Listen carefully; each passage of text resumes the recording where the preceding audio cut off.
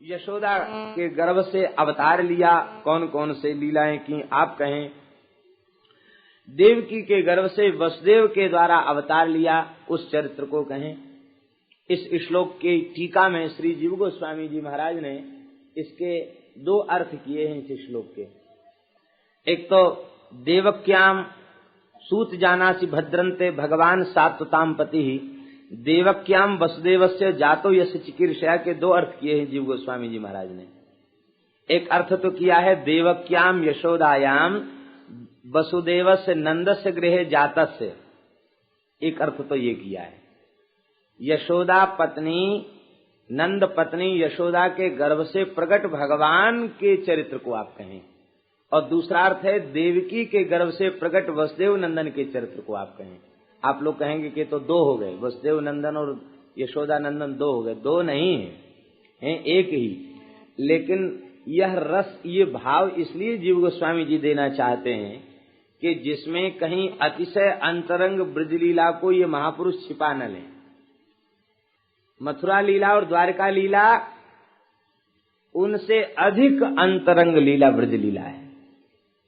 द्वारका लीला की अपेक्षा मथुरा लीला अंतरंग लीला है, और मथुरा लीला की अपेक्षा ब्रजलीला अंतरंग लीला है। और ब्रजलीला में भी माखन चोरी, गोचारण आदि लीलाओं की अपेक्षा अंतरंग लीला रास लीला है। रास में भी अंतरंग महारास की लीला है, महारास में भी अंतरंग निकुंज की लीला है, और निकुंज की लीला में भी अंतरंग अति अंतरंग निवृत्त निकुंज की लीला है। ये अतिशय अंतरंग है। तो ये भाव इसलिए आचार्य चरण ने दिया कि कहीं ब्रज का भाव तो बड़ा मधुर और बहुत अंतरंग भाव है, कहीं ये महात्मा उसको न छिपा जाए सुखदेव जी। इसलिए उनको कहा कि जातो यस्य चिकीर्षा, हे सूत जी आप समग्र श्री कृष्ण के चरित्र को कहिए। आप लोग कहेंगे अर्थ तो आपने कर लिया, लेकिन देवक्याम का अर्थ यशोदा कैसे होगा? देवक्याम का अर्थ यशोदायाम कैसे होगा? देवकी, यशोदा जी का एक नाम देवकी भी है। यद देवकी सुत पदाम्बुज लब्ध लक्ष्मी, वेणुगीत का अंश। तो यहाँ देवकी सुत पदाम्बुज लब्ध लक्ष्मी, इससे भाव क्या है? गोपियां देवकी सुत नहीं कह रही हैं, यशोदा सुत कह रही हैं, क्योंकि उनका भाव नंद गोप सुतम देवी पतिम में कुरुते नमः, यशोदा नंदन के प्रति भाव है उनका। तो देवकी शब्द का अर्थ वहां भी टीकाकारों ने यशोदा ही किया है। फिर युगल गीत में देवकी जठर भूरुडु राजा, इसमें भी देवकी शब्द का अर्थ यशोदा ही किया गया। यशोदा जी के दो नाम हैं हरिवंश पुराण के अनुसार, यशोदा देवकीत्यपि, एक नाम है देवकी और एक नाम है यशोदा। हमारे शास्त्र की पद्धति है कि अपने बड़े बेटे का नाम, बहू का नाम, गुरु का नाम नहीं लेना चाहिए। आत्म नाम गुरोर नाम, मनु महाराज कह रहे हैं, आत्म नाम गुरोर नाम नामातिक्रपणस्य च श्रेयस कामो न ग्रहणीया ज्येष्ठापत्य कलत्रयो। अपना नाम बार बार न ले, गुरु जी का नाम न ले बार बार, बड़ी संतान का नाम न ले, पत्नी का नाम न ले, और कंजूस का नाम न ले। कंजूस नहीं कहा गया, अति कृपण कहा गया। कृपण प्रायः जीव कृपण होता है, उसको धन में ममता होती, इसलिए कृपणता वाला दोष आता है। लेकिन कृपण नहीं, अति कृपणस्य। अति कृपण को भी बुलाना हो तो सीताराम राधे श्याम करके संकेत करके बुला ले, साक्षात नाम न ले। अति कृपण का भी नाम नहीं लेना चाहिए। श्रेयस कामो न गृहणीयात्। तो ये नंद पत्नी है, राजरानी है, इनका नाम कैसे लिया जा सकता? इसलिए इनके स्वभाव के अनुरूप एक उपनाम धर लिया गया, मुख्य नाम नहीं लिया जा रहा, उपनाम। सबको यश देने के कारण इनका नाम यशोदा है, यशोदा नाम है। नाम देवकी है और यशोदा बोलचाल व्यवहार का नाम धर लिया गया है यशोदा। ये सबको यश देती है। चलो ठीक है, हरिवंश पुराण के प्रमाण से आपने सिद्ध कर दिया कि देवकी माने यशोदा है, लेकिन वसुदेव माने नंद कैसे होगा? कहते वसुदेव माने नंद ऐसे होगा क्योंकि नंद बाबा वसुओं के अवतार हैं। भागवत में लिखा द्रोणो वसुनाम प्रवरो धर्या सभार्यया करिष्यमाण आदेशान ब्रह्मणत्व वाचो। द्रोण नाम के वसु हैं, तो 8 वसुओं में द्रोण नाम के वसु होने के कारण, भगवान के पिता होने के कारण जो विशेष रूप में शोभायमान हो रहे हैं, वसुसु दिव्यतीति असौ वसुदेवो नंदा। अष्ट वसुओं में सुशोभित होने वाले भगवान के पिता के नाते श्री नंदराय जी ही वसुदेव हैं। अर्थात आप समग्र श्री कृष्ण चरित्र को कहिए, नंदनंदन के चरित्र को भी कहिए और वसुदेव नंदन के भी चरित्र को कहिए। अर्थात मथुरा लीला, व्रज लीला, द्वारिका लीला विस्तार पूर्वक इनको कहिए। हे भगवान, इन कथाओं के श्रवण से ही चित्त की शुद्धि होती है। को वा भगवतस्तस्य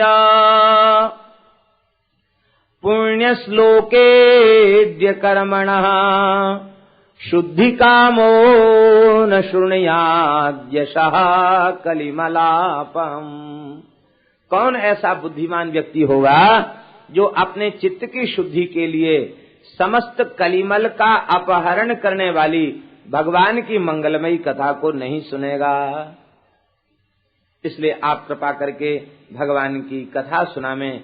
आसीना दीर्घशत्रेण कथायाम सक्षणा हरे। हम कथा में पर्याप्त समय लेकर बैठे हैं, आप प्रेम पूर्वक कथा सुनाएं।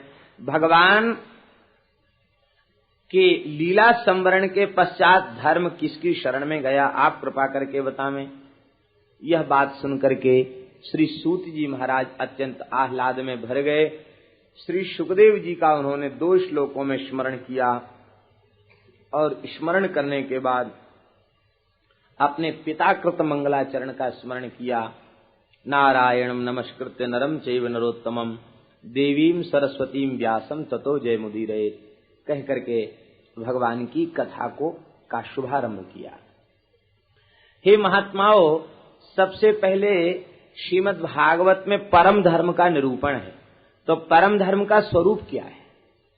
सबई पुंसाम परो धर्मो यतो भक्ति रधोक्षजे अहैतुक्य प्रतिहत ययात्मा संप्रसिद्धति।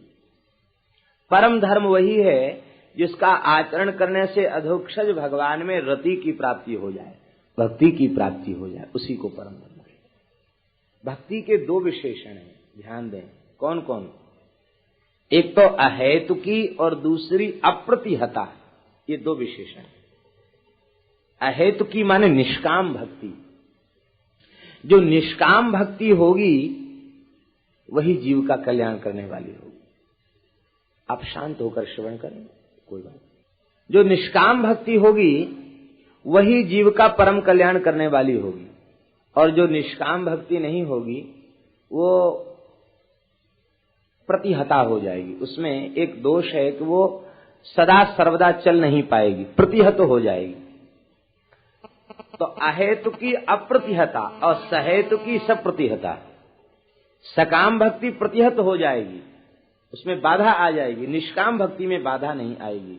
तो निष्काम भाव से भगवान में रति होवे, भगवान में प्रीति बढ़े, बस यही सेवा का यही भगवान की भक्ति का स्वरूप है, यही परम धर्म का स्वरूप है। निष्काम रति वाले भगवान से कुछ नहीं चाहते, भगवान से कुछ लेते भी नहीं है, भगवान को देते हैं। क्या देते हैं? आशीष, आशीर्वाद देते हैं। हे नाथ, आपकी कछु अलाय वलाय हो तो हमारे ऊपर आ जाए, आप मुस्कुराते रहो, बस यही चाहिए और कछु नहीं चाहिए।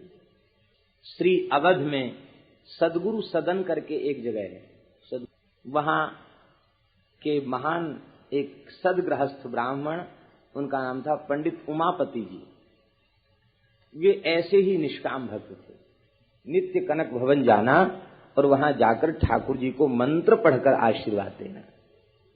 आप लाडली जी के साथ ऐसे ही सुखपूर्वक विहार करते रहें, प्रसन्न रहे, हमें हृदय से आशीर्वाद देते। मंत्र पढ़ के विद्वान ब्राह्मण थे। और विचित्र भाव ये था, वो ठाकुर जी को शिष्य मानते थे, अपने को गुरु मानते थे, और जानकी जी को हमारे जजमान की, हमारे जो शिष्य हैं राम जी, इनकी बहू हैं। इस कारण से हम कम से कम ससुर के समान तो लगते ही हैं। इसलिए पुजारी से कहते कि किशोरी जी की तरफ पर्दा कर दो, तब दर्शन करने जाते, आशीर्वाद देते वहां खड़े होकर के। धीरे धीरे लोगों ने विरोध करना प्रारंभ कर दिया। अरे ये कोई बात है, भगवान को आशीर्वाद देने की बात, ये कैसी बात। और एक विचित्र बात और थी, आप सुंदर माला पहन के जाते और बहुत सुंदर सुगंधित पुष्पों की माला, और कंठ से उतार के कहते कि लो आशीर्वाद दे दो, हमारा आशीर्वाद है, माला पहना दो। पुजारी उनके भाव को पहचान कर माला पहना देगा। इस बात का भी संतों में विरोध हुआ कि ये तो गलत बात है। अरे आखिर कोई व्यक्ति अपना प्रसादी माला ठाकुर जी को दे, ये कहां तक संभव है। लोगों ने विरोध किया। आपने कहा कोई बात नहीं, जब ऐसी बात है तो अमनिया माला हम तो धारण करा देंगे। तो बढ़िया से बढ़िया अमनिया माला जैसे ही सरकार के कंठ में धारण कराई गई, टूट टूट करके माला गिर गई। कई मालाएं धारण कराई गई, प्रत्येक माला खंडित होकर के गिर जाती, माला श्रीअंग पर रहती ही नहीं। तो कहे हम तो जानते हैं बिना गुरु महाराज की प्रसादी के अमनिया व्यवहार तो ये कर ही नहीं सकते, हम तो इनके स्वभाव को जानते। लाओ माला, माला पहन करके कहा लो पहना दो, पहना दिया तो ठाकुर जी ने धारण कर दिया। ये उनका भाव, आशीर्वाद देते। अब तो लोगों ने कहा ये आशीर्वाद देते हैं, ठीक है इनके लिए। आपके घर के सामने से ठाकुर जी सरजू विहार के लिए जा रहे थे, तो जैसे गुरु महाराज का घर आया कि ठाकुर जी का मुकुट नीचे हो गया। गुरु जी के दरवाजे पे जाकर सिर झुका लिया। इस वस्तुतः सच्ची बात यह है कि न त्वत्समोस्तिभ्यधिकः कुतोन्यः तुमश्च पूज्यश्च गुरुर गरीयान कृष्णम वंदे जगत गुरुम। उनका कोई गुरु हो सकता है? भक्ति की कैसी अपूर्व महिमा, निष्काम रति की कैसी महिमा है। एक प्रेमी ने अपने को गुरु माना, भगवान को शिष्य माना, तो भगवान ने शिष्य बनकर उनके भाव की रक्षा की। एक दिन आप मंदिर में पधारे, पुजारी प्रमाद में आ गया, उसने किशोरी जी की ओर पर्दा नहीं किया, फाटक नहीं लगाया, तो श्री लाडली जी संकोच के कारण सिंहासन से उठ के खड़ी हो गई और पर्दा करके ओट में खड़ी हो गई। यह देख करके आप रोने लग गए और कहा कि आज के बाद अब कनक भवन दर्शन नहीं करूंगा। क्यों? बोले हमारी बहू रानी प्रिया जी को आज तक कौशल्या ने दीपक की बत्ती बुझाने की आज्ञा नहीं दी, दीपक जलाने की आज्ञा नहीं दी, और आज वो खड़े होना पड़ा। तुम लोग बहुत प्रमादी हो, सेवा में प्रमाद करते हो, आज के बाद दर्शन करने नहीं आऊंगा। उसके बाद फिर दर्शन करने नहीं आए। निष्काम रति, निष्काम रति का स्वरूप क्या है?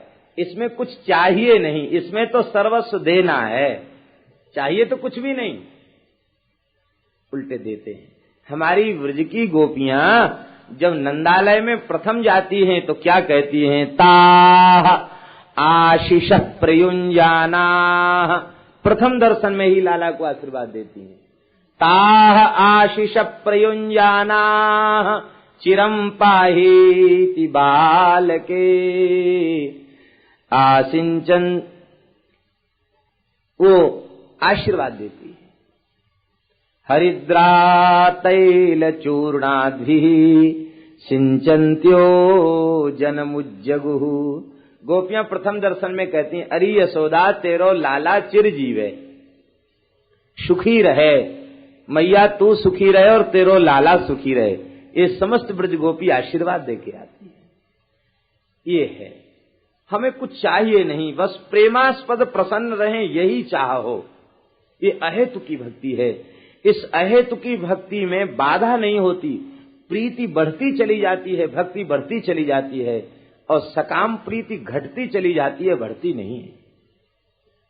ऐसी जो अहेतु की भक्ति है उससे ज्ञान और वैराग्य प्रकट हो जाते हैं।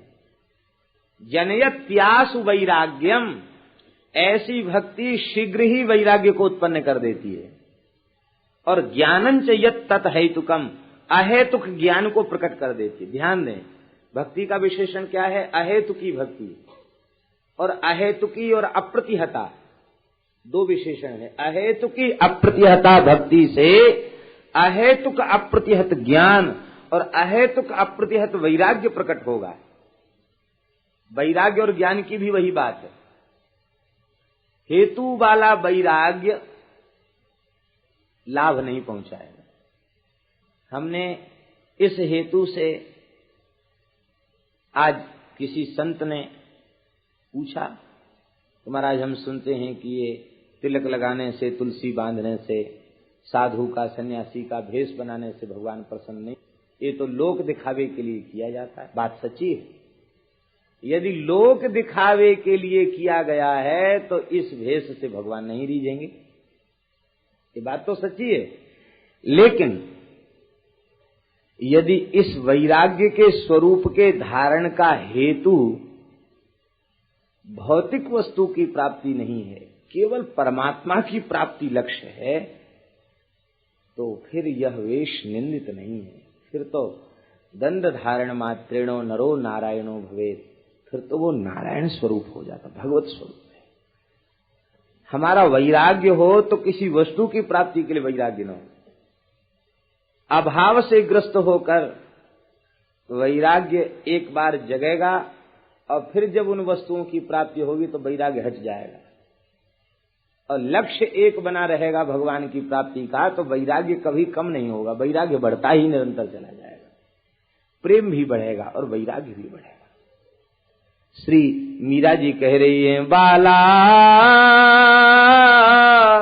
मैं बैरागण होंगी, बाला मैं बैरागण होंगी, जा भेसा मारो गिरधर रीझे, मैं तो सोई भेष धरूं।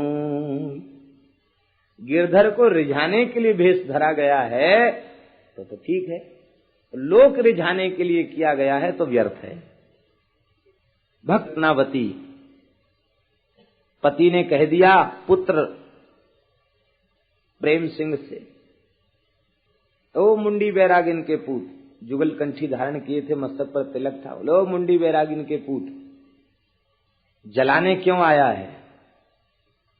आपके पुत्र ने माता को चिट्ठी लिखी कि अब तक हमें लगता था हमारे कल्याण में संदेह है, क्योंकि रानी का पुत्र था, राजकुमार था, कल्याण में संदेह है, लेकिन आज पिताजी ने कह दिया मुंडी बैरागिन के पूत, तो अब हमें विश्वास हो गया कि ठाकुर जी हमें अपना लेंगे।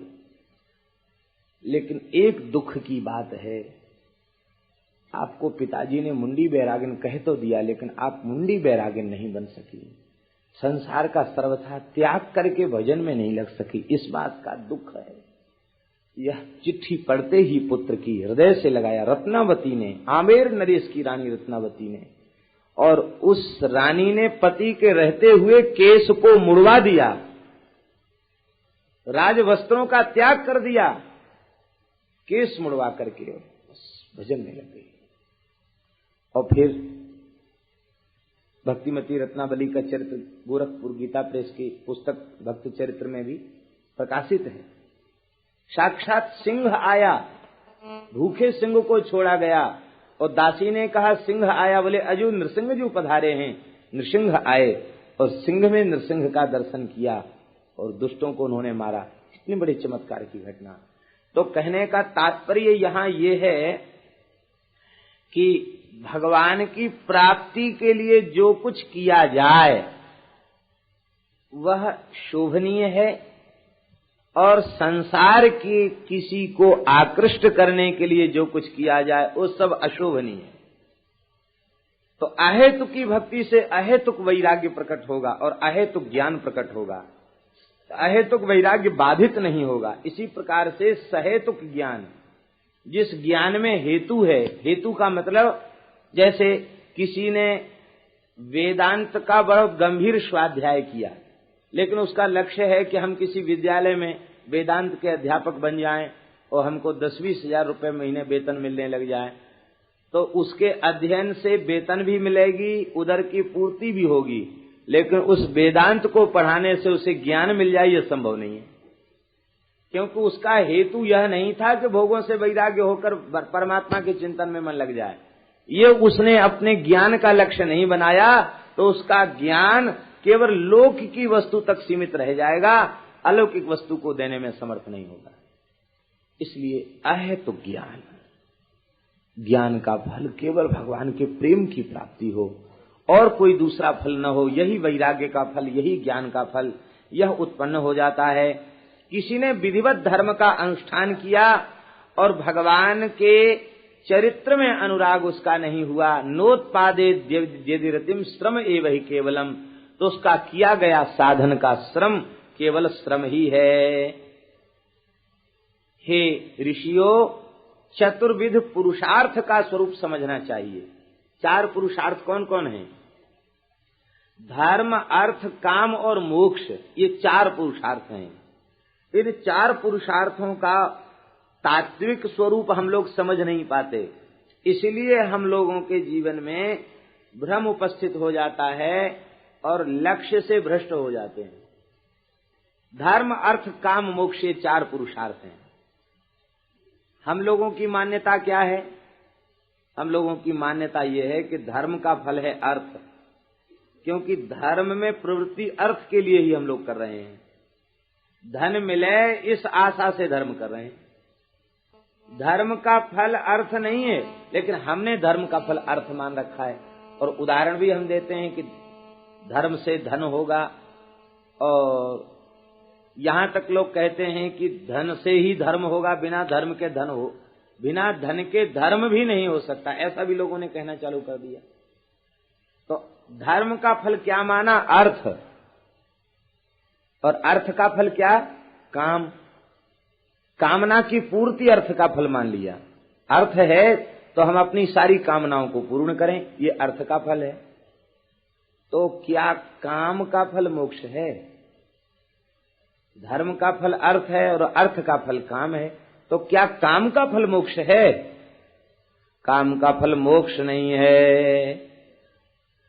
काम, क्रोध, मद, लोभ सब नाथ नरक के पंथ, इन परिहरि रघुवीरहि, भजहु भजहि जेहि संत। काम एष क्रोध एष रजोगुण समुद्भव, महाशनो महापाप्मा विध्येन वैरिणम। यहां तक भगवान ने कह दिया गीता में, जहि शत्रुम महाबाहो काम रूपम दुरासदम। महाबाहु विशेषण दे रहे हैं, इसका तात्पर्य है कि तुम कायर नहीं हो, विशाल भुजाएं हैं।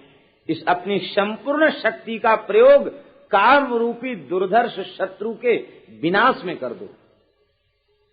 अर्थ का फल है काम, हम अपनी कामनाओं को पूरी करें। आज तक अर्थ के द्वारा किसी व्यक्ति ने अपनी सारी कामनाएं पूर्ण की हैं क्या? एक भी उदाहरण पूरी धरती पर मिल जाए तो बता दो। धरती पर नहीं, त्रिभुवन में नहीं मिलेगा ऐसा उदाहरण। आज तक कामना कभी किसी की पूरी भई नहीं, एक पूरी होती नहीं, 50 कामनाएं लाइन लगा के खड़ी भई है। कामना की पूर्ति क्या है? कामनाओं पर विराम, यही कामनाओं की पूर्ति है। कामनाओं पर पूर्ण विराम लगा देना, यही कामना की पूर्ति है। दूसरा कोई कामना की पूर्ति का उपाय नहीं है। कामना की पूर्ति क्या है? बोले बस भगवत प्राप्ति की उत्कट कामना को स्वीकार कर लेना, बस यही कामना से निवृत्ति। जैसे ये सामने हेलोजन लगा है, ये जब जलता है तो छोटे मोटे बेचारे जो बल्ब हैं उनका प्रकाश इसके सामने ऐसे ही हो जाता है, अस्तित्वहीन जैसा हो जाता है। 0 वाट का बल्ब इसके सामने क्या करेगा? ऐसे ही भगवत प्राप्ति की कामना का जो दिव्य प्रकाश है, उस प्रकाश के आगे संसार की समस्त कामनाएं जुगनू के समान हो जाती, उनका कोई अस्तित्व नहीं रह जाता। और भगवत प्राप्ति की कामना अशुद्ध चित्त में प्रकट नहीं होती, शुद्ध चित्त में प्रकट होती है। शुद्ध चित्त होता है निष्काम भाव से अनन्य निष्ठा पूर्वक भगवान नाम का जप करने से और निरंतर सत्पुरुष का संग करते हुए, सेवा करते हुए, सत्संग करने से इस चित्त की शुद्धि होगी, तब भगवत प्राप्ति की कामना चित्त में प्रकट होगी। इसका तात्पर्य है कि जब धर्म का फल अर्थ, अर्थ का फल काम और काम का फल मोक्ष है नहीं, तो अंतिम जो चरम पदार्थ है वो तो हमें मिला नहीं। इसका मतलब है हमारे चित्त की कल्पना और हमारे मान्यता में जरूर दोष है, तब तो हम लक्ष्य तक नहीं पहुंच सके। तब स्वरूप क्या है? बहुत अच्छी बात है हम सबको समझने के लिए। श्री सूत जी महाराज चारों पुरुषार्थों का स्वरूप बता रहे हैं। धर्मस्य ह्यापवर्ग्यस्य, निश्चय ही धर्म का फल है अपवर्ग। संसार चक्र से निवृत्ति ही धर्म का फल है। भगवान की प्राप्ति ही धर्म का फल है। भगवान की प्राप्ति को छोड़कर धर्म का दूसरा कोई फल नहीं है। नार्थोर्थायोपकल्पते, अर्थ प्राप्ति उसका फल नहीं है। अर्थ प्राप्ति उसका फल नहीं है। क्या है? भगवान की प्राप्ति उसका फल है। तब प्रश्न उठा कि जब अब दूसरा अर्थ है, अर्थ किस लिए है? तो कहते नार्थस्य धर्मैकान्तस्य, धर्मैकान्तस्य, केवल धर्म के लिए ही अर्थ है। भगवान ने जो कुछ वस्तु हमें दे रखी है धर्म पूर्वक सेवा करने के लिए, सदुपयोग करने के लिए ही दे रखी है। धर्म का फल है संसार चक्र से छूटकर भगवान के चरणों में पहुंचना, ये धर्म का फल है। अर्थ किस लिए है? वो धर्म के लिए अर्थ है। हमारे पास कुछ संपत्ति है तो उससे हम अतिथि का सत्कार, दीन दुखी की सेवा, संत गौ ब्राह्मण इनकी सेवा हम करें, सबकी सेवा करें, यही धन का फल है। धन इसलिए। काम का स्वरूप क्या है? कहते इंद्रियों को तृप्त करना ये काम का फल नहीं है, क्योंकि इंद्रियों को तृप्त करते करते इंद्रियां शिथिल हो जाती हैं, फिर भी तृप्ति होती नहीं है। गोस्वामी जी महाराज कहते हैं, घटे न काम अग्नि तुलसी कहूं, विषय भोग बहु घीते। घृत छोड़ते चले जाएंगे, अग्नि प्रचंड होती चली जाएगी। वासना उतनी ही प्रचंड होगी, जितनी अधिक भोग की वृत्ति होगी वासना उतनी अधिक प्रचंड होती चली जाएगी। इसलिए काम का फल क्या है? कामना की पूर्ति नहीं, काम का फल है जीवन का निर्वाह। काम का स्वरूप है जीवन का निर्वाह। जितने में हमारे जीवन का सामान्य रीति से निर्वाह चल जाए, उतनी कामना को हम अपने में आश्रय दें, उससे ज्यादा नहीं। आज दुख का कारण यह है कि जैसी स्थिति हमारे पास है उससे हम संतुष्ट नहीं हैं और उससे अधिक जाना चाहते हैं, इसे ही हमारे दुख का कारण है। विनु संतोष न काम न शाही, काम अछत सुख सपनेहु नाहि। राम भजन बिन की कामा, बिना भजन के कामना मिटेगी नहीं, भजन से ही कामना मिटेगी। इसलिए श्री ठाकुर जी की कृपा से हमारा जितने में निर्वाह हो जाए उतने में हम संतुष्ट रह जाए, ये कामना का स्वरूप है। भगवान की कृपा से जो जैसे जितने में हमें निर्वाह हो जाए उतने में हम परम संतुष्ट रहें, उससे अधिक की प्राप्ति की कामना करें नहीं। और उत्तम तो ये होगा कि जितना प्राप्त है इसके भी प्रति यह भाव स्वीकार कर लें कि इसमें से एक सुई के बराबर भी वस्तु हमारी नहीं, ये सब ठाकुर जी की है, हम तो केवल हैं। ये घर हमारा नहीं है, घर ठाकुर जी का है, हम तो इसके झाड़ूदार हैं। ये बात सच्ची है कि घर भगवान का है। धरती तुमने बनाई थी तो पृथ्वी भगवान की प्रिया है, भगवान की धरती है, भगवान के बने हुए प्रकृति के पदार्थों से घर बना, भगवान की जगह में बना, भगवान की वस्तु से बना, भगवान के बनाए हुए कारीगरों के द्वारा बना, भगवान के द्वारा दिए हुए धन से बना। किसका हुआ? भगवान का। घर में कौन बैठे हैं? ठाकुर जी। मालिक कौन हो गया घर का? ठाकुर जी। हम कौन हो गए? झाड़ूदार। देखो कई लोग कहते हैं महाराज हमारे घर में ये ठाकुर जी 5 पीढ़ी से हैं, 7 पीढ़ी से हैं, 3 पीढ़ी से हैं। हमारे परदादा के दादा सेवा करते थे, परदादा चले गए, फिर दादा चले गए, फिर पिताजी, हम भी चले जाएंगे, लेकिन ठाकुर जी यहीं विराजमान रहेंगे। असली मालिक कौन हुआ घर का? जो सदा बैठकर सेवा लेवे वही असली मालिक। जो समय समय से सेवा किया और चल दिया वो मालिक नहीं है, वो तो केवल व्यवस्थापक है। ड्यूटी बदल रही है, इतने दिन तुम्हारी सेवा, इतने दिन तुम्हारी सेवा, इतने दिन मालिक घर के भगवान हैं। तो कहने का तात्पर्य इस प्रकार का विवेक स्वीकार करके हमारे पास जो कुछ वस्तु है वो भगवान की है, भगवान के लिए है, हमारी अपनी कुछ नहीं है, हमारे अपने लिए कुछ भी नहीं है। इस प्रकार की बात को स्वीकार करना स्वरूप है काम का, जीवन का निर्वाह।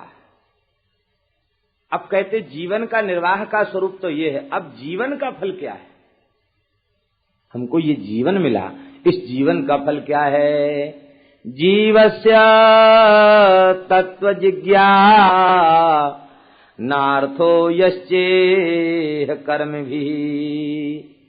जीवस्य तत्व जिज्ञासा नार्थो यश्चेह कर्म भी। भगवान के संबंध में जानने की अभिलाषा का उदय हो जाए, भगवान को प्राप्त करने की कामना जग जाए, यही जीवन का फल है। यदि ये बात नहीं आई तो हम चाहे 20 वर्ष के हों या 40 वर्ष के हों या 50 वर्ष के हों, हो सकता है 100 वर्ष की भी उम्र पाली हो, तो भी यदि भगवत प्राप्ति की अभिलाषा जागृत नहीं भई तो सारी उपलब्धियां व्यर्थ हैं। कठोपनिषद में यमराज ने क्या कहा, मंत्र का अर्थ बता रहे हैं। यदि वर्तमान जीवन के रहते हुए परम सत्य ब्रह्म को, परमात्मा को, भगवान को पहचान लिया, तब तो समझ लो कि लाभ मिल गया जीवन का। और नहीं तो यदि चेत यह न अवेदी ही ततो महती विनष्टि ही।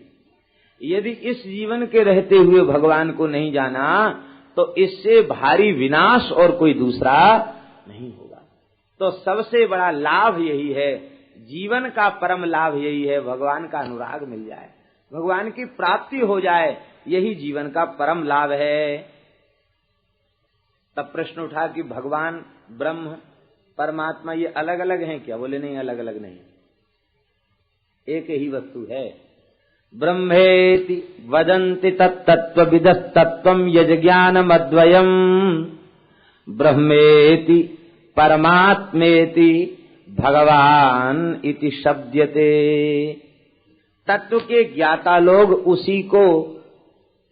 इसी ज्ञान को अद्वय तत्व कहते हैं। अद्वय, अद्वय तत्व माने उसमें दो नहीं है, एक है। अर्थात किसी के भी सिद्धांत से, किसी के भी मत से 10-5 ईश्वर नहीं हो सकते, एक ही हैं। और उन एक ही को चाहे आप चतुर्भुज रूपधारी कह लें, चाहे मुरली मनोहर कह लें, और चाहे धनुषधारी कह लें, क्योंकि भगवान तो 10-5 हो नहीं सकते, भगवान तो एक ही हैं। वे अपने अपने प्रेमियों के हृदय में प्रेम का प्रकाश करने के लिए उनके अनुकूल बन करके आ जाते हैं। भागवत के 2 स्कंध में ये बात तो बहुत स्पष्ट ब्रह्मा जी ने कही है, भगवान एक हैं। फिर उनके रूपों में विविधता क्यों? कहते रूपों में विविधता क्या है? यद यद्धिया त उरुगाय विभावयन्ति तत्तद्वपुः प्रणयसे सदनुग्रहाय। बड़ी प्यारी बात ब्रह्मा जी कह रहे हैं, हे नाथ, अपने प्राण प्यारे भक्तों पर कृपा करने के लिए आप क्या करते हैं? कहते वे भक्त जिस जिस रस का, जिस जिस भाव का चिंतन करते हैं, उसके अनुरूप आप ढलकर उनके सामने प्रकट हो जाते, उनके भावना रूपी सांचे में ढलकर आप आ जाते हैं। जो चित्त में भाव करो उसी भाव में भगवान का दर्शन होगा। एक कोई स्वर्णकार भगत थे, सुनार, और उनकी गणेश जी के प्रति बड़ी भक्ति थी। और एक नीलाचल में रहने वाले एक भक्त ऋषि जगन्नाथ भगवान के बड़े भक्त थे, तो जगन्नाथ जी के स्वर्णाभूषण उनको बनवाने थे। तो भीतर जाके मंदिर में नाप ले में कैसे बढ़िया आभूषण होंगे, बढ़िया से बढ़िया बनावे। वो बोले कि हम तो केवल गणेश जी का दर्शन करते, दूसरे का दर्शन नहीं करते। तो नाप लेने की बात है तो हम ऐसे ही आंख में हमारी पट्टी बांध देना, हम टटोल करके नाप ले लेंगे। ऐसा विचित्र निष्ठावान भगत कहता हम गणेश जी को छोड़ के दूसरे का दर्शन नहीं करते। आंख पे पट्टी बांधी गई, साफा बांध दिया आंख के ऊपर। तो भक्त ने आग्रह किया, हे जगन्नाथ, आप ही तो सर्वरूप हो, क्या आप गणेश नहीं हो?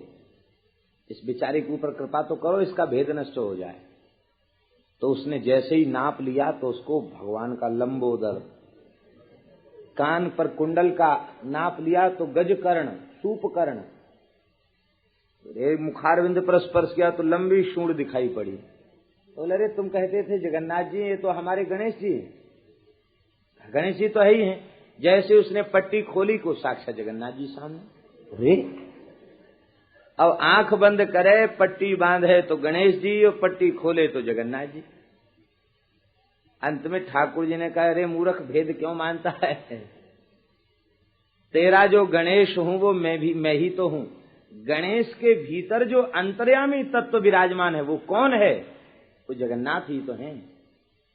सूर्य भगवान का हम स्तवन करते हैं, क्या कहते हैं? ध्येय सदा सवितृमंडल मध्यवर्ती नारायण सरसिजासन सन्निविष्टः। हे सूर्य नारायण, आपके भीतर भगवान शंख चक्र गदा पद्मधारी भगवान विराजमान है। सबके भीतर एक ही तो तत्व विराजमान है, भेद क्यों करता है? आज भक्त का भेद नष्ट हो गया, भगवान प्रसन्न हो गए। हमने दर्शन तो नहीं किया, लेकिन सुना है संतों से कि वर्ष में एक बार श्री जगन्नाथ जी, 2 बार, एक वर्ष में एक बार श्री जगन्नाथ जी गणेश जी के रूप में दर्शन देते हैं। उनको सूंड लगाई जाती है। उस भक्त को उन्होंने गणेश रूप में दर्शन दिया, तो गणेश जी के रूप में आज भी उनका एक बार दर्शन होता जगन्नाथ जी का, और लोग दर्शन करते हैं, कृतार्थ होते जगन्नाथ जी का दर्शन करते हैं। कहने का तात्पर्य है भगवान 10-20 नहीं हो सकते, भगवान एक ही हैं।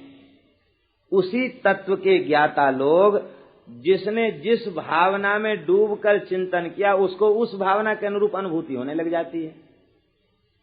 वात्सल्य रस के उपासक जो भक्त हैं उनके भगवान कभी बड़े होते ही नहीं, उनकी उम्र नहीं बढ़ती। ज्यादा से ज्यादा सीमा है भगवान की आयु की वात्सल्य रस के उपासकों में 5 वर्ष, इससे ज्यादा भगवान बढ़ते नहीं। और माधुर्य रस के उपासक, उनके भगवान कभी बालक होते नहीं, वो तो नित्य किशोर के उपासक हैं। और ठाकुर जी नित्य किशोर रहते हैं। अब लोग झगड़ा करने लग जाएं, नित्य किशोर वाले कहें कि नहीं वो बालक नहीं होते, बालक वाले कहें वो किशोर नहीं होते, तो अब बताओ किसकी बात सच्ची और किसकी झूठी? दोनों की बात सच्ची है। दोनों की बात सच्ची इसलिए है कि एकम सद विप्रा बहुधा वदंती। वेद कहता एकम सद विप्रा बहुधा वदंती। इस एक तत्व को ही संतों ने अनेक प्रकार से कहा है। अर्थात वात्सल्य रस के उपासकों के लिए वे नित्य बालक हैं और माधुरी रस के उपासकों के लिए वे नित्य किशोर हैं। किसी का किसी से विरोध नहीं। वात्सल्य रस के उपासक के लिए नित्य बालक हैं, और यशोदा जी के लिए तो नित्य बालक ही हैं। लोक में भी देखा जाता है, बेटा कितना बड़ा हो जाता है, लेकिन मैया बाप के लिए वो बालक ही होता है। वो बड़े बालक को भी माता इतने लाड़ से खिलाती है जैसे छोटे को खिलाती। उसका भाव जो वात्सल्य का, उसके कारण उसकी बड़ी आयु भी उससे बड़ी नहीं दिखाई पड़ती। कहता ये तो है गोद में खेला है, नंग धड़ंग रहता था, एक बालक तो है। तत्त बपु प्रणय शेषद अनुग्रहाय। वेद शून्य होकर भगवान की भक्ति में लग जाओ। बस ये है कि इष्ट स्वरूप में इतनी आसक्ति हो जाए कि बस उस आसक्ति में डूबकर हम सब कुछ भूल जाएं। प्रेम हुआ नहीं, निंदा उपेक्षा घृणा के चक्कर में पड़कर हम अपने साधन का नाश कर लें, ये बहुत बड़ी हानि की बात है। उसी तत्व को ब्रह्म कहते हैं, उसी को परमात्मा कहते, उसी को भगवान कहते हैं। ब्रह्म अलग नहीं है, परमात्मा अलग नहीं है और भगवान अलग नहीं है। एक ही ब्रह्म, एक ही परमात्मा, एक ही भगवान है। बोलो भक्तवत्सल भगवान की। नारद जी एक बार भगवान की सभा में पधारे, सुधर्मा सभा में। तो आकाश से आ रहे थे, प्रकाश ही प्रकाश दिखा। लोग उठ के खड़े हो गए, बोले अरे आज तो कोई दिव्य ज्योतिर्पुंज आ रहा है, बहुत तेज। सबके नेत्र चकाचौंध से भर गए। और नीचे तेज आया तो लोगों को उस तेज के भीतर, प्रकाश के भीतर प्रकाश ही दिखाई पड़ा। उस प्रकाश के भीतर उन्हें एक महात्मा की आकृति दिखाई पड़ी। अरे बोले नहीं, ये तो कोई तेजस्वी ऋषि है। और जब वो सामने आए तो वो सब अरे अरे ये तो हमारे नारद जी हैं। तो क्रमादमुम नारद इत्यबोधिसः, क्रमात् अमुम नारदः इति स अबोधि, ये जाना कि ये नारद जी हैं। ऐसे ही प्रकाश जिन्हें दिखता है वे कहते ब्रह्म हैं। जिन्हें उस प्रकाश के भीतर कुछ आकृति दिखने लग जाती है वे कहते परमात्मा हैं। और उनके साथ खड़े होकर खेलने लग जाते हैं, मंद मंद मुस्कुराने लग जाते हैं, वे कहते वे हमारे प्राण प्यारे भगवान है। तत्व तो एक ही है, तत्व भेद अलग थोड़ी। ब्रह्मेति परमात्मेति भगवान शब्दते। भगवान शब्द का अर्थ क्या है? बोले भगवान शब्द का अर्थ है वही भगवंत संत प्रीति को विचार करे, धरे दूर ईशिताहु पांडुन सो करी। भगवान का लक्षण प्रियादास जी महाराज वर्णन करते हैं। भगवान का लक्षण क्या है? कहते जो संत के भक्त के प्रेम का विचार करके अपने ऐश्वर्य को उतार के दूर धर दे और धर के फिर भक्त से प्रीति करे। परमात्मा किसी का नौकर बना, सारथी बना, ब्रह्म किसी का नौकर बना, भगवान सारथी बन गए, दूत बन गए। क्वच किंकरो वह, सुखदेव जी ने तो यहां तक कहा कि वे सेवक नहीं किंकर बन गए। परीक्षित से यहां तक कहा है कि ठाकुर जी तुम्हारे किंकर बन गए। किंकर और सेवक में भेद होता है। सेवक उसे कहते सेवा किया चला गया, किंकर उसे कहते वो जाता कहीं नहीं है, वो 24 घंटे निकट रह करके हाथ जोड़ करके इसी प्रतीक्षा में रहता। किं करोमि किं करोमि किं करोमि किं करोमि इति नत कंधरो भूत्वा स्वाम्यग्रे सदा सर्वदा वदति असौ किंकरः। वही किंकर है। तो भगवान अपने ऐश्वर्य को भुलाकर महाराज युधिष्ठिर आज्ञा दें, अर्जुन आज्ञा दो। और आज्ञावाचक शब्द का प्रयोग भी अर्जुन करते हैं। सेनयो रुभयोर मध्य रथम स्थापयमेच्युत। स्थापय कहां का प्रयोग है? लोट लकार का है, मध्यम पुरुष का। इसका तात्पर्य आज्ञा दे रहे हैं, आज्ञार्थ लोट है, आज्ञा दे रहे हैं, स्थापित कर दो, बीच में खड़ा कर दो। भगवान जो आज्ञा करके पालन करते हैं आज्ञा। वही भगवंत संत प्रीति को विचार करे, धरे दूर ईशताहु पांडवन सो करी है। इसलिए हे महात्माओं, एकाग्र चित्त से भगवान का ही चरित्र सुनना चाहिए, भगवान के नामों का संकीर्तन करना चाहिए, भगवान का ध्यान करना चाहिए। कर्म की अविद्या की गांठ को छिन्न भिन्न कर देने वाला भगवान का चरित्र कौन नहीं सुनेगा। अब बहुत सरल पद्धति बता रहे हैं। अब ये निश्चित हो गया कि जीव के कल्याण का स्वरूप है भगवान का नाम का कीर्तन करे, नाम का जप करे, भगवान की कथा का श्रवण करें। अब रुचि कैसे बढ़े उसकी बात बता रहे हैं श्री सुखदेव जी, श्री सूत जी महाराज। कहते इस प्रकार से जब श्रद्धा पूर्वक कथा सुनेगा तो कर्म की गांठ खुलने लग जाएगी, अविद्या की गांठ कथा के प्रकाश में खुलने लग जाएगी। और जब खुलने लग जाएगी तो कथा में रति उत्पन्न हो जाएगी, चरित्र में अनुराग हो जाएगा। और इसके बाद वह सेवा में लग जाएगा, भगवान और भगवान के भक्त की सेवा में लग जाएगा। तो महत सेवा से और पुण्य तीर्थ निषेवण से, पवित्र तीर्थ श्री धाम वृंदावन, श्री अवध चित्रकूट, श्री ऋषिकेश आदि जो दिव्य भगवान के लीलामय क्षेत्र हैं, इनमें वह निष्ठापूर्वक निवास करेगा, भागवतों की सेवा करेगा। जो संतों ने अपनी वाणियों में यह जिये जान श्याम श्यामा पद कमल संगी सिर नायो, जय श्री हित हरिवंश प्रपंच बंच सब काल ब्याल को खायो, यह जिये जान श्याम श्यामा पद कमल संग सिर नायो। ये भक्त कहने का तात्पर्य जितने आचार्य हैं सबने भागवतों के आदर की आज्ञा विशेष रूप से दी है।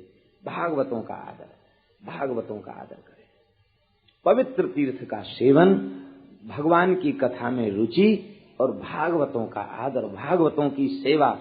ऐसा करेगा तब क्या होगा?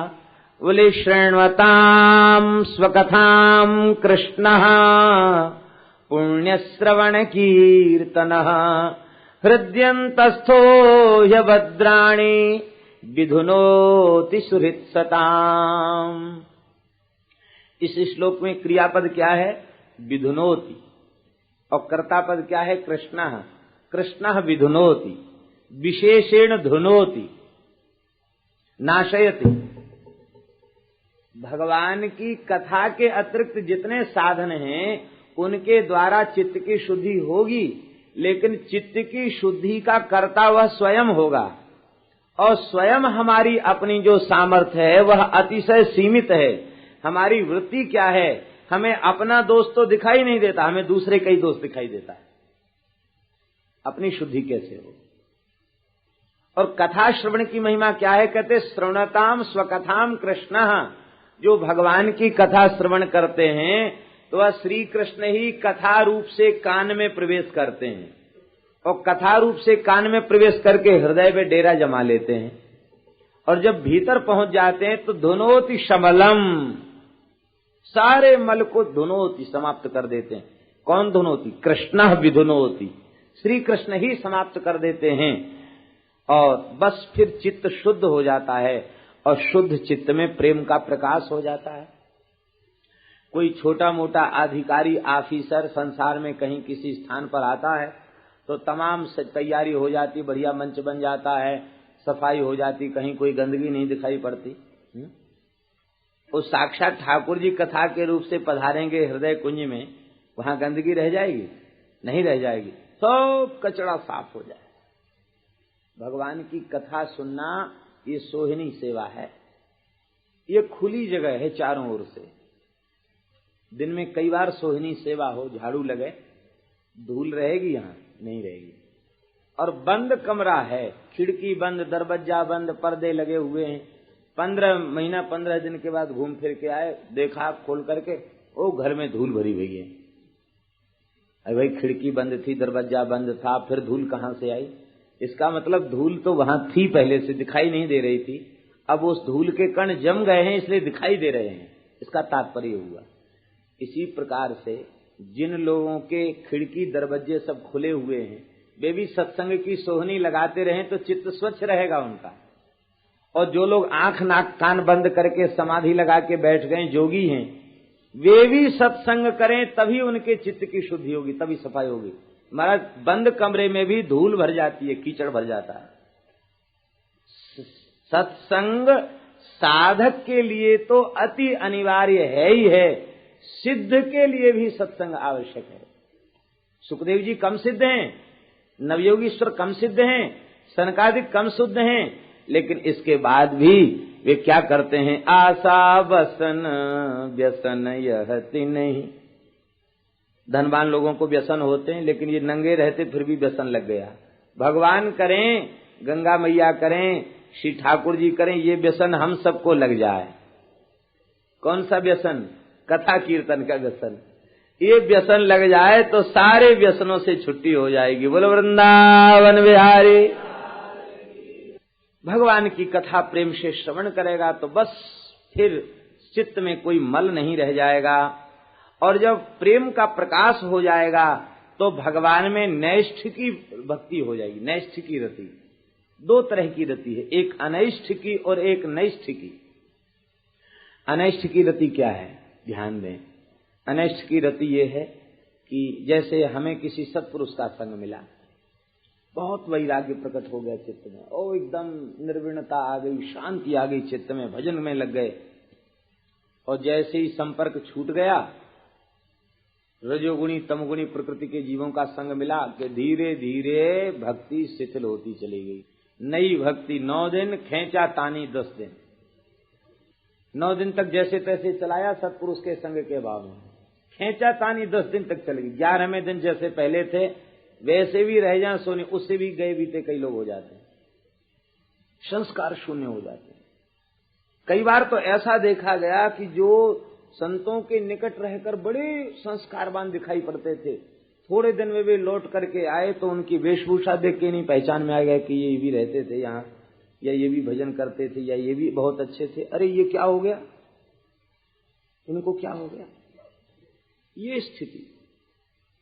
शुश्रूषो श्रद्धानस्य, वासुदेव कथा रुचि, भगवान की कथा में रुचि उत्पन्न हो जाएगी और नैष्ठिकी रति उत्पन्न हो। नैष्ठिकी रति का तात्पर्य है फिर वह रति उस निष्ठा में परिवर्तन नहीं होगा, चाहे जहां चला जाए उसकी भक्ति कम नहीं होगी, बढ़ेगी घटेगी नहीं। और जब नैष्ठिकी रति हो जाएगी तब क्या होगा, बोले न तो रजोगुण रह जाएगा न तमोगुण रह जाएगा। रजोगुण माने क्रिया, किसी क्रिया में रुचि नहीं रह जाएगी, सहज भाव से निष्काम भाव से वह आचरण कर्म का करेगा। रजोगुण तमोगुण का अभाव हो जाएगा, और जब रजोगुण तमोगुण का अभाव हो जाएगा तब सत्वगुण प्रकट होगा, और सत्व भी जब विशुद्ध सत्व के रूप में परिवर्तित हो जाएगा तो वही प्रेम शब्द से व्यवहृत होने लग जाएगा। उसी विशुद्ध सत्व को ही प्रेम कहते हैं। और फिर जब ये स्थिति आ जाएगी तब क्या होगा, कहते उस समय शरीर और संसार में कहीं भी आसक्ति नहीं रह जाएगी। और जब आसक्ति नहीं रहेगी तब क्या होगा, कहते एवं प्रसन्न मनसो भगवद भक्ति योगतः भगवत तत्व विज्ञानम मुक्त संगस्य जायते।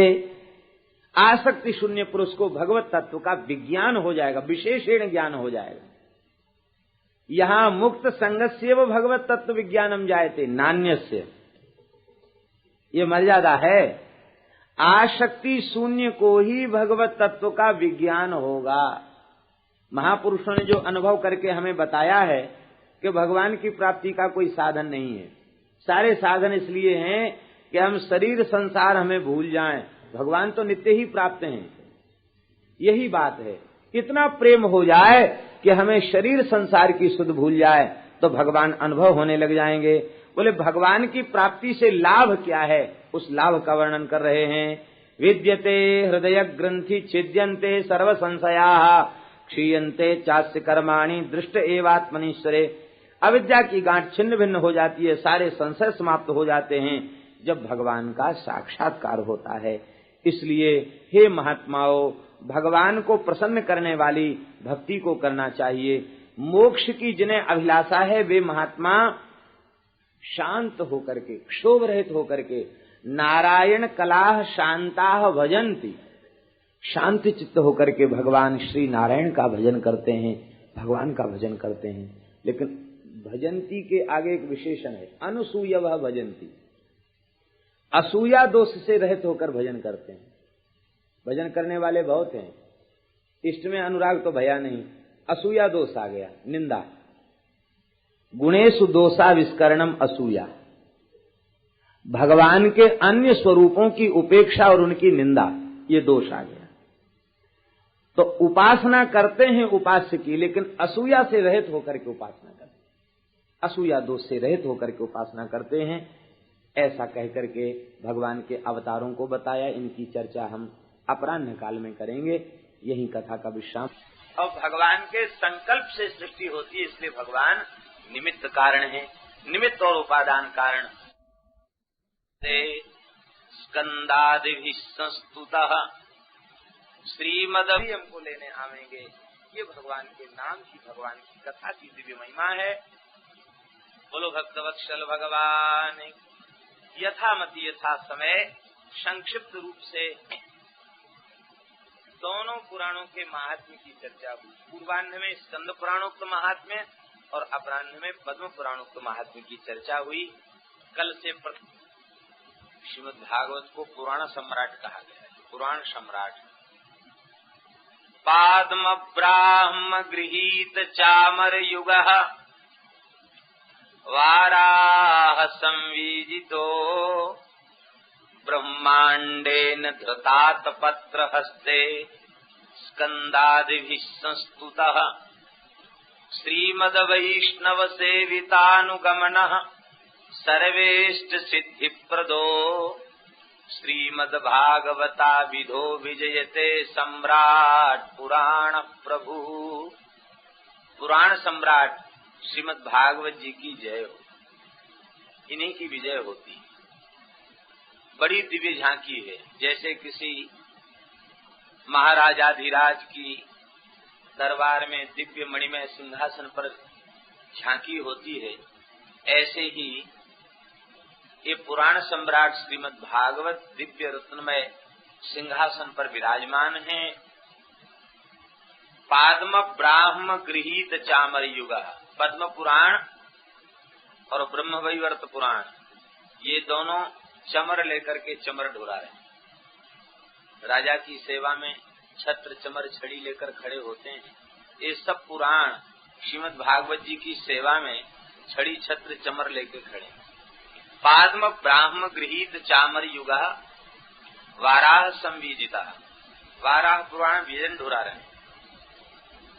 ब्रह्मांडेन धृतात पत्र हस्ते, ब्रह्मांड पुराण छत्र लेकर खड़े। स्कंद पुराण, शिव पुराण और जितने पुराण हैं और भी जितने उप पुराण हैं, स्मृतियां हैं, वे सब स्कंदादि भी संस्तुता, स्कंद शब्द से आदि, आदि से सबका ग्रहण हो जाएगा, पुराणों को पुराण सबका, वे सब स्तवन कर रहे हैं। ये तो इनकी झांकी है दरबार की। और दरबार किन लोगों से सुशोभित है? श्रीमद वैष्णव सेवितानुगमना, ये वैष्णवों के द्वारा सेवित है और यही इनके पीछे पीछे चलने वाले हैं। भागवत के प्रकाश में ही भागवत वैष्णव जन वे भगवत प्राप्ति के पथ पर चलते हैं, भागवत के प्रकाश में भगवत प्राप्ति के पथ पर चलते हैं। ये अनुगमना और संपूर्ण इष्ट सिद्धि को देने वाले यह पुराण सम्राट श्रीमद् भागवत महापुराण है, क्योंकि ये साक्षात श्री कृष्ण इत्येषा वाङ्मयी मूर्ति प्रत्यक्षा वर्तते हरे, भगवान की प्रत्यक्ष शब्दमयी प्रतिमा। भगवान स्वयं अनुग्रह करके हृदय में विराजमान होकर के अपना स्वरूप जो श्रीमद् भागवत है उसका प्रकाशन करें, ये वस्तुतः भगवान की ही सामर्थ्य है। किसी जीव की श्रीमद् भागवत जैसे दिव्य ग्रंथ के संबंध में एक शब्द कहने की पात्रता नहीं। भगवान ही कृपा करके हृदय में विराजमान होकर के इस दास से अपनी वाङ्मयी सेवा को करा करके प्रसन्न हो गए। श्रीमद् भागवत के मंगलाचरण में भगवान के सत्य स्वरूप का स्मरण किया गया। सत्यम परम धीमहि, हम परम सत्य का ध्यान करते हैं। ये परम सत्य कौन है? भगवान ही परम सत्य है। उन भगवान का ही ध्यान किया गया। यद्यपि कतिपय विद्वानों ने इस मंगलाचरण के विभिन्न अर्थ किए और पंडित बंशीधर जी ने अकेले ही 100 प्रकार के अर्थ इस पद्य के प्रस्तुत किए, तो किसी को भ्रम न हो जाए कि मंगलाचरण में किसका स्मरण किया गया। सूर्य परक अर्थ भी है, देवी परक अर्थ भी है, गणेश परक अर्थ भी है, शिव परक अर्थ भी है, कहाँ तक कहें तुलसी परक, रुद्राक्ष परक, भस्म परक अर्थ तक है। बहुत अर्थ किए, लेकिन यह केवल विद्वानों का वैदुष्य ही है।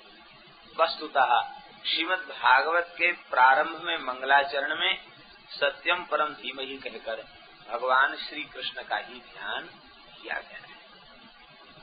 श्रीमद् भागवत के प्रारंभ में सत्यम परम धीमहि है और श्रीमद् भागवत के उपसंहार में भागवत की परंपरा का स्मरण है, गुरु परंपरा का। और उस गुरु परंपरा के स्मरण में भी तच्छुद्धम विमलम विशोकमृतम सत्यम परम धीमहि, वहाँ भी सत्यम परम धीमहि, वहाँ श्रीमद् भागवत को परम सत्य कहकर के ध्यान किया गया है।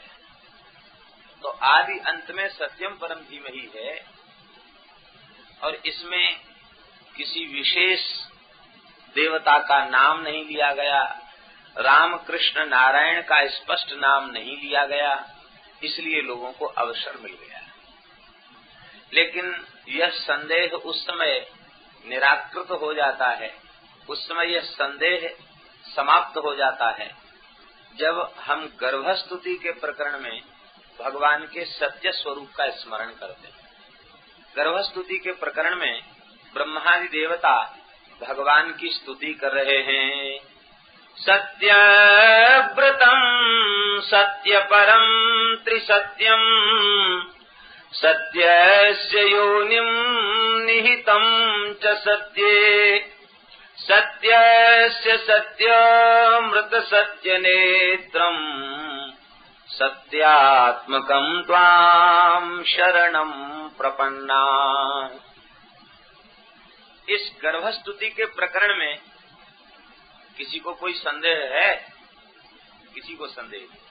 गर्भ में भगवान विराजमान है और गर्भगत भगवान की देवता स्तुति कर रहे हैं और वह भी भगवान की स्तुति कर रहे हैं तो सत्य शब्द का पुनः पुनः आवर्तन करके यह प्रमाणित करने के लिए कि भगवान के अतिरिक्त दूसरी किसी सत्ता को सत्य मानना अपराध है।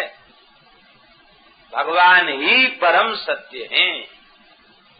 सत्यव्रतम सत्य परम त्रिसत्यम सत्यस्य योनिम, सत्य की भी योनि है अर्थात सत्य प्रकट ही इनसे हुआ है। सत्य के भी सत्य हैं, सत्य ही इनकी आत्मा है, सत्य ही इनका स्वरूप है। ऐसे हे सत्यात्मक श्री कृष्ण, हम सब देवता आपकी शरण में। अब गर्भस्तुति के प्रकरण में तो किसी को संदेह नहीं। तो जिन श्री कृष्ण को बार बार सत्य कह करके देवता शरणागति की प्रार्थना करते हैं, उन्हीं श्री कृष्ण का ग्रंथ के आदि में भी सत्यम परम धीमहि कहकर स्मरण किया गया और ग्रंथ के अंत में भी सत्यम परम धीमहि कहकर उन्हीं भगवान का स्मरण किया गया। तब आप लोग कहेंगे कि इतना लंबा चौड़ा व्याख्यान करना पड़ा केवल इतनी सी बात समझने के लिए कि सत्यम परम धीमहि कहकर भगवान का ही ध्यान किया गया, श्री राम कृष्ण नारायण ही परम सत्य हैं, उनका ध्यान किया गया। तो इतने लंबे चौड़े व्याख्यान से विषय को जटिल बना दिया गया। सत्य और श्री कृष्ण में जब भेद ही नहीं है तो सत्यम परम धीमहि की जगह कह देते कृष्णम परम धीमहि। श्री कृष्ण का हम ध्यान करते हैं तब ये संदेह का अवसर ही नहीं रहता। फिर सत्यम परम धीमहि कहने का क्या तात्पर्य? भगवान व्यास किस ग्रंथ का मंगलाचरण कर रहे हैं? भागवत का। तो मंगलाचरण में ही भागवत धर्म को प्रमाणित कर रहे हैं। भागवतों का धर्म क्या है? भागवतों का सिद्धांत क्या है? भागवतों का सिद्धांत ये है कि समस्त जितने वैष्णव हैं, भागवत हैं, वे सब चार चीजों को नित्य मानते हैं। भगवान नाम, रूप, लीला और धाम, इन चारों को परम सत्य मानते हैं। तो इन चारों को परम सत्य प्रमाणित करने के लिए भगवान नाम, भगवत रूप, भगवत लीला, भगवत धाम, ये चारों परम सत्य हैं। इसे प्रमाणित करने के लिए सत्यम परम धीमहि व्यास जी के, यही वैष्णवों का सिद्धांत। आप लोग कहेंगे क्या भगवान के नाम रूप में, उसकी महिमा में कुछ अंतर आ रहा था? क्या अंतर आ गया? क्या अंतर आ गया? जो लोग वस्तुतः ज्ञानी हैं नहीं, जे ज्ञान मान विमत्त, ज्ञानी नहीं है, जे ज्ञान मान विमत्त, भव भय हरनि भक्ति न आदरी, ते पाय सुर दुर्लभ पदादपि परत हम देखत हरि। ज्ञान मान विमत्त, जो ज्ञान के मद में मतवाले हो रहे हैं, ऐसे जो ज्ञानी नहीं है, वस्तुतः वे ज्ञान के गुमानी हैं, ज्ञानी नहीं है, ज्ञान के गुमानी है।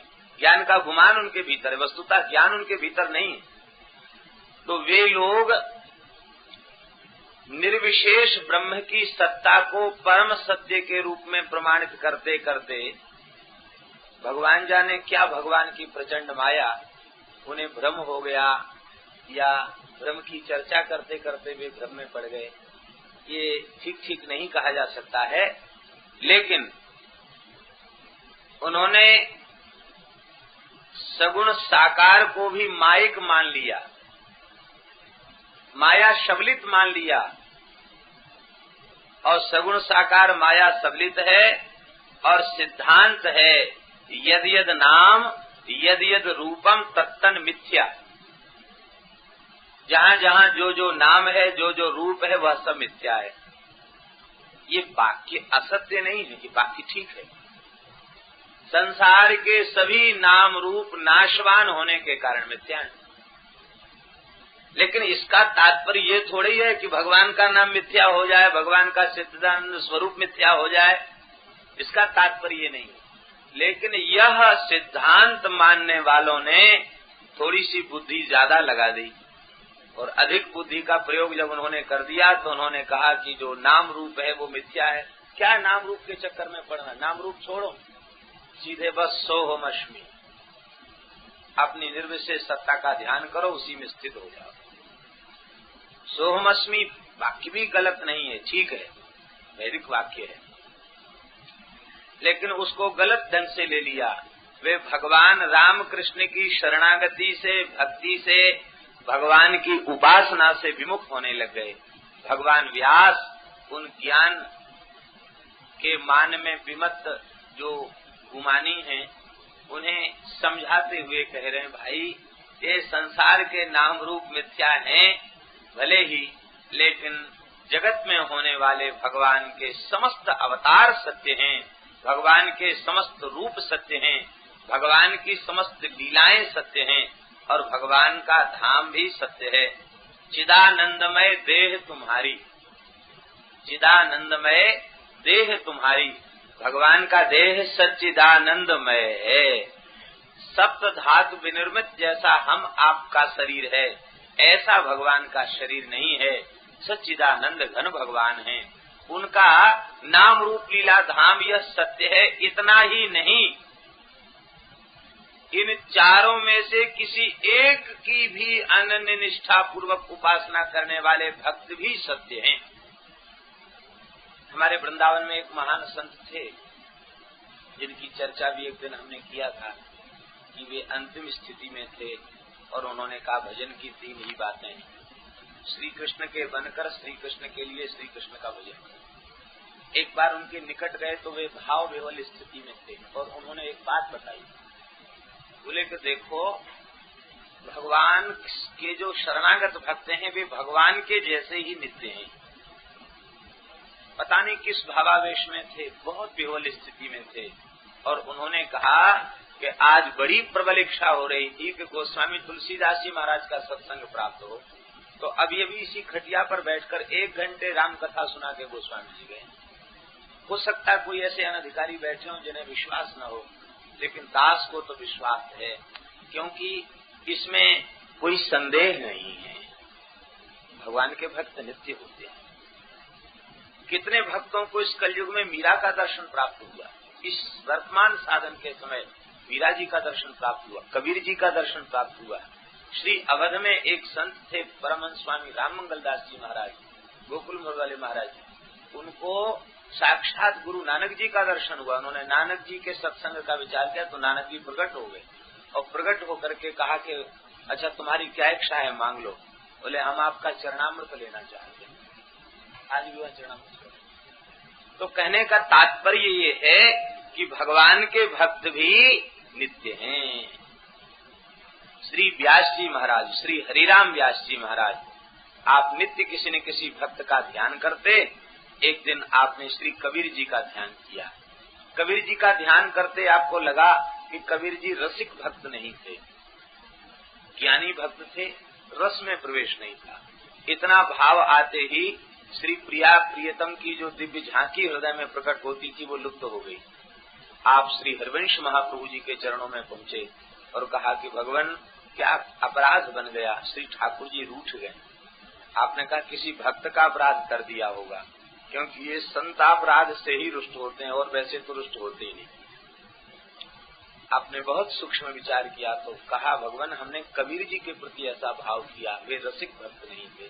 कहते नहीं, जाकर क्षमा याचना करो। तो यमुना के तट पर वे पहुंचे और पहुंच करके व्यास जी का पद है, व्यासवाणी का पद है, कली में साचो भक्त कबीर, कली में साचो भक्त कबीर, 5 तत्व से जन्म न पायो, काल न कृष्यो शरीर, कली में सांचो भक्त कबीर। जब ते राम नाम रति उपजी, तब ते बुन्यो न चीर। कली में सांचो भक्त कबीर। तो कबीर जी को अंतर्धान हुए करीब 200 वर्ष हो चुका था, और जब आपने पुकारा तो यमुना जी के जल से प्रकट हो गए कबीर जी। ओ व्यास जी महाराज दंडोत दंडोत करके हृदय से लगा लिया और कहा, श्री ठाकुर जी ने उस काल के जीवों को जिस प्रकार के उपदेश की आवश्यकता थी, दास के भीतर प्रेरणा करके वो व्यक्त करा लिया। भगवान परिपूर्ण है तो भगवान का भक्त भी परिपूर्ण है। परिपूर्ण की उपासना करने वाला अधूरा कैसे हो सकता है? संपूर्ण भाव और संपूर्ण रस भक्त के अंतःकरण में सहज प्रकट हो जाते हैं। आपका संदेह दूर हो गया और श्री कबीर जी फिर जमुना जी में गोता लगाए अंतर्धान। इसका तात्पर्य भक्त भी नित्य हैं। तो नाम रूप लीला धाम यह सत्य है, और इनकी उपासना करने वाले भगवान के भक्त भी सत्य हैं। ये भगवान के इस परम सत्य को प्रमाणित करने के लिए, सगुण साकार को परम सत्य के रूप में प्रमाणित करने के लिए, और यह भाव श्री व्यास जी ने दिया। यतः अस्य जन्मादिर भवति, अस्य जगतः, इस सृष्टि का, इस जगत का जन्म, उत्पत्ति और लय, ये तीनों कार्य जिसके संकल्प मात्र से हो जाते हैं। भगवान इस जगत के प्रति अभिन्न निमित्तोपादान कारण है। संसार में प्रत्येक कार्य के प्रति दो कारण होते हैं, लेकिन भगवान इस जगत के प्रति अकेले कारण है, इसलिए भगवान को ही मूल कारण कहा है। मिट्टी के घड़े के दो कारण हैं, निमित्त कारण है कुलाल और उपादान कारण है मिट्टी। और निमित्त और उपादान दोनों कारण सर्वथा भिन्न है। कुलाल अलग है, मृत्तिका अलग है, लेकिन भगवान उपादान भी है और निमित्त भी। उपादान वस्तु क्या है? पृथ्वी, जल, तेज, वायु, आकाश, मुख्य उपादान वस्तु यही है। और विस्तार करते चले जाओ तो 24 हो जाते, 25 हो जाते हैं, और जितना विस्तार करते चले जाओ उतना विस्तृत हो जाते हैं, और 36 तक हो जाते, 32 तक हो जाते हैं। मूल में 5 है, पृथ्वी, जल, तेज, वायु और आकाश। तो इन पांचों तत्वों के रूप में भी परमात्मा ही है। पृथ्वी के रूप में भगवान ही सब जीवों का आश्रय बने हुए। कम ब्रह्म, खम ब्रह्म वेद में लिखा है। जल ब्रह्म है, आकाश ब्रह्म है, अग्नि ब्रह्म है। अहम वैश्वानरो भूत्वा प्राणिनाम देहमाश्रिता प्राणापान समायुक्तो पचाम्यन्नम चतुर्भुजम चतुर्विधम। तो कहने का तात्पर्य है भगवान वैश्वानर रूप से भगवान ही विद्यमान है, सबके भीतर विद्यमान है। अग्नि के रूप से, पवन के रूप में भी भगवान ही है। सबका प्राण भगवान है, प्राण वायु के रूप में भगवान है। तो इन 5 तत्वों के रूप में भी परमात्मा ही है, और यही जगत की उपादान वस्तुएं, इनसे ही जगत ब्रह्मांड बना है। ये ब्रह्मांड और ये पिंड शरीर। यशोदा के गर्भ से अवतार लिया, कौन कौन से लीलाएं की आप कहें। देवकी के गर्भ से वसुदेव के द्वारा अवतार लिया, उस चरित्र को कहें। इस श्लोक की टीका में श्री जीव गोस्वामी जी महाराज ने इसके 2 अर्थ किए हैं इस श्लोक के। एक तो देवक्याम सूत जानासि भद्रन्ते भगवान सात्वताम पति ही देवक्याम वसुदेवस्य जातो यस्य चिकीर्षया के 2 अर्थ किए हैं जीव गोस्वामी जी महाराज ने। एक अर्थ तो किया है देवक्याम यशोदायाम वसुदेवस्य नंदस्य गृहे जातस्य, एक अर्थ तो ये किया है। यशोदा पत्नी, नंद पत्नी यशोदा के गर्भ से प्रकट भगवान के चरित्र को आप कहें। और दूसरा अर्थ है देवकी के गर्भ से प्रकट वसुदेव नंदन के चरित्र को आप कहें। आप लोग कहेंगे कि तो 2 हो गए, वसुदेव नंदन और यशोदा नंदन 2 हो गए। 2 नहीं है, एक ही। लेकिन यह